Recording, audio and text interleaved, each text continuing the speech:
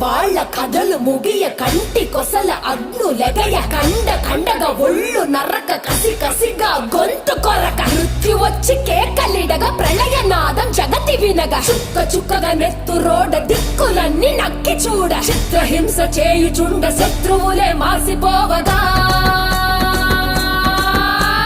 విలయ ప్రళయమూర్తి వచ్చింది ఇదే కాంచన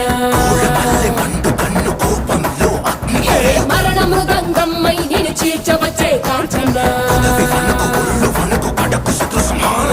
కసిక కసిక కసిక నిన్ను ఖండించేసి పోగా